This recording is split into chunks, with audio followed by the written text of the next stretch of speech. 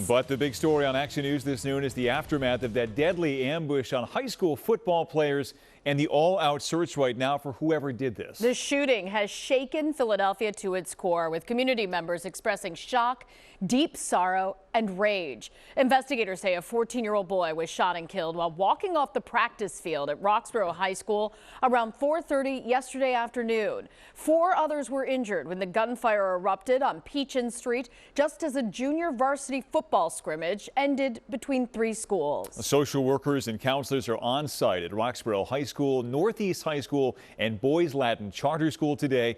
Police say at least 2 gunmen fired dozens of shots from a gray Ford Explorer.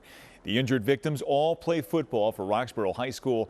The 14-year-old who was killed was a student at nearby Saul High School. Action News reporter Jillian Mealy is live for us now outside Roxborough High School with the latest on the investigation and reaction from a heartbroken community. Jillian.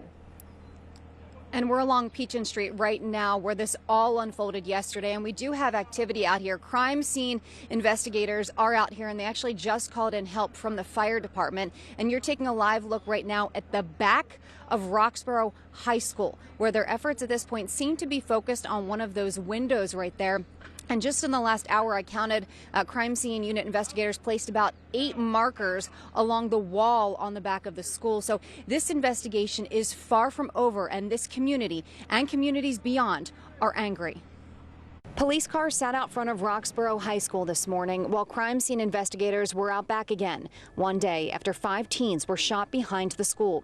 14-year-old Nicholas Elizalde was killed. 4 other teens suffered gunshot wounds and are all stable today, including Ian Torres, Alex's younger brother. My little brother's 14.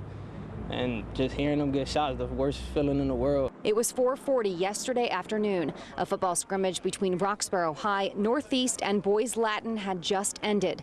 Police sources say 64 shots were fired along Pechin Street, with 4 different weapons used. Football pads were left along the sidewalk. A community was left in shambles. You say it doesn't happen in your neighborhood, but it does happen in your neighborhood. And I feel terrible for the families that lost a child. I feel terrible for the kids that they can't be safe in their own neighborhood. And now today, some kids are too afraid to go to school. My 21-year-old son called me, "Dad, you got to get home. Chase is okay, but they're shooting at the end of the street."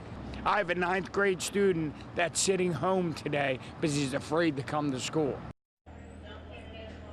Just a tragic and devastating scene that has shaken this entire community. And as you can see, still very active right now with the fire department out here assisting crime scene unit investigators. Again, they are out here today. They have been placing more evidence markers out here. At least I counted 8 along the wall of the school itself. There was another one that I saw them place along the telephone pole, and there's one on the steps right here as well. So as I mentioned, this investigation is still ongoing. Police have called a press conference for 1:15 this afternoon.